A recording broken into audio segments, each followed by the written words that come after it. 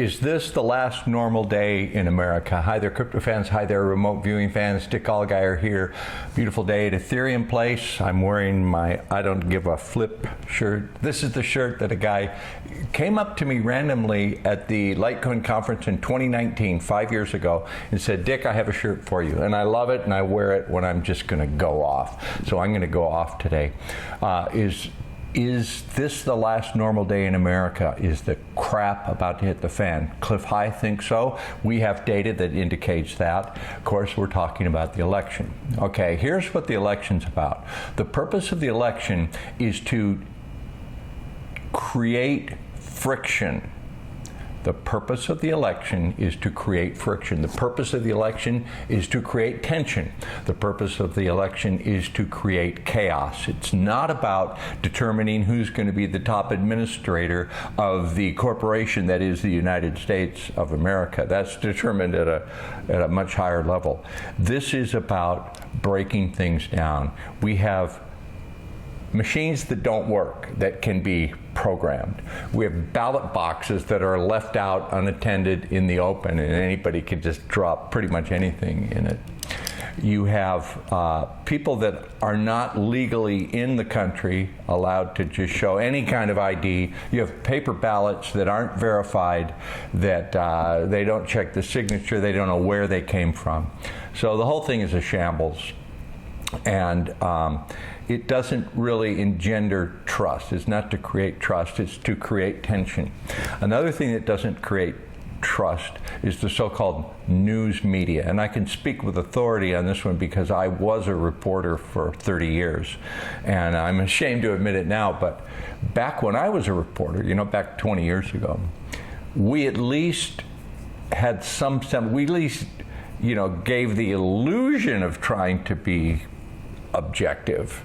I covered a lot of presidential elections. I talked to senators, congressmen, mayors, city council members, neighborhood board members. None of them ever knew my politics, and I never would have called them a name or accused them of being a racist, a Nazi, a fascist, misogynist.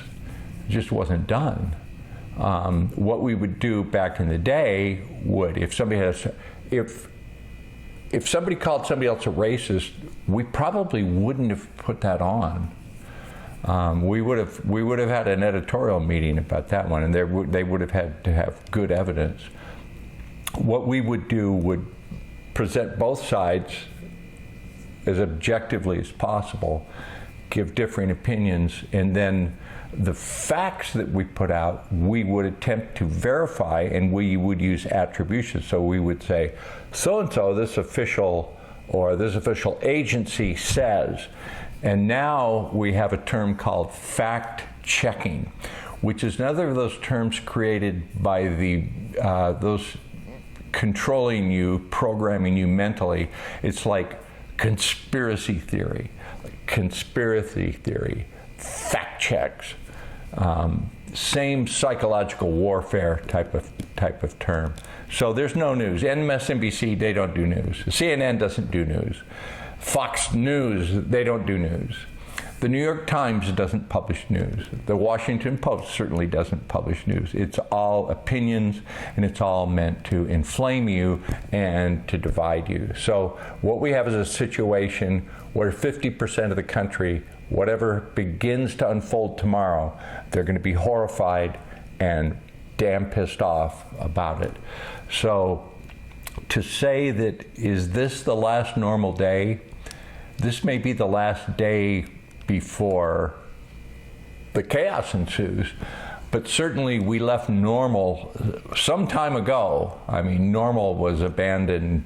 It was a gradual but insidious process that we've been following, and those of us who realize this is not normal, we're just kind of shaking our heads and going, wow.